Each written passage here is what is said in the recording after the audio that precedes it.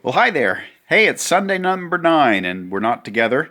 And man, it's really feeling like a long time. And I miss being able to see everybody and give a handshake and a hug and talk to people in person. And it's difficult. It's getting harder as people share things online. I've read some people have posted that they're going off of Facebook because they just can't handle all the stuff that's swirling around there, and it's pretty stressful. And I understand the stress. It's true every time you go through a difficult thing, whether it's warfare or depression or whatever, that stories and rumors and things swirl around everywhere. It made me think of a book. So this is The Red Badge of Courage. This is the copy I had in high school, actually. I still have it. And in this story, rumors swirl all over the place. This is a Civil War story, and while they're sitting around the campfire eating, people are sure they're going to fight that day or in the morning. They're going to march north, they're going to march south, they're going to fight against this general or that one. The war will be over soon. They have all sorts of rumors. An entire unit got wiped out, and then they find out that they're all intact. There are opinions about how the generals don't know what they're doing. There's other opinions about how this general knows what he's doing, but we don't fight with him, and all sorts of rumors swirl around. And that happens all the time, actually, in situations like warfare or, financial loss and those kind of things. It's what we love to do as people. But one thing in this story that I just want to talk about a little bit is that the main character needs to learn how to do what's in front of him. So he is sure that he's going to be awesome on the first day of battle, but he's not. His red badge of courage, actually, he gets because he runs away and gets injured and puts a rag over his head. People think he was injured in the fight because he was brave, but it was because he was running away. Now, that's not where the story ends. It goes on to talk about how he takes up the job that's in front of him.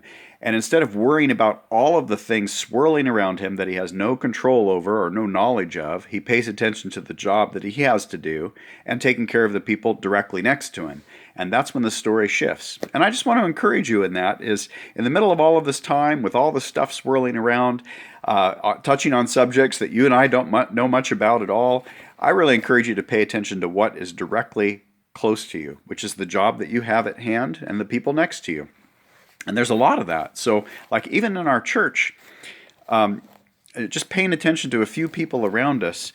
Lynn Spring, for example, his brother died suddenly, unexpectedly, up in the Seattle area from getting COVID-19. And the family was unable to see him in the hospital. There has been no memorial service yet. But Lynn told me that he was really appreciative of the cards that he had received from you, giving condolences for the death of his brother. That's something that's directly in front of us, a person next to us. Dick and Lori Watson. You know, Dick's been given about 3 months to live, and different people in the church have been helping by bringing meals over to help them. And here is someone who he may or may not make it to the place where we're fully back meeting again. And that is what is directly in front of us or beside us, the mission that we have. And that is far more important than the stuff swirling around us. There's, on a happier note, there's a young couple in our church that's planning on getting married this year, and they've contacted me about doing premarital counseling.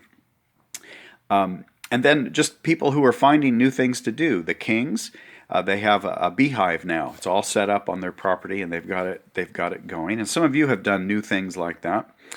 But they were helped out by someone else in the church who brought bees over, Regan West. And so that is what's in front of them, the person right next to them. Maybe you're one of the people slammed at work. I've talked to people who are it's horrible at work. They're doing far more hours than they ever were before. People are let go, but they're not let go. They're not getting paid anymore. They try to talk to their boss about how mentally they're just not doing well, and the boss doesn't care.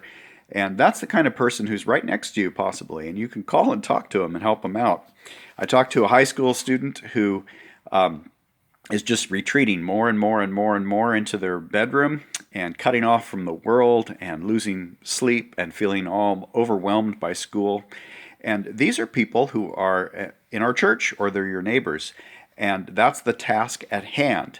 and these are the people next to you. And just like the story, the Red Badge of Courage, the group of soldiers sitting around the fire, they talked about all sorts of rumors and things they knew for sure and things that they knew because their cousin worked for a certain person and all that kind of stuff.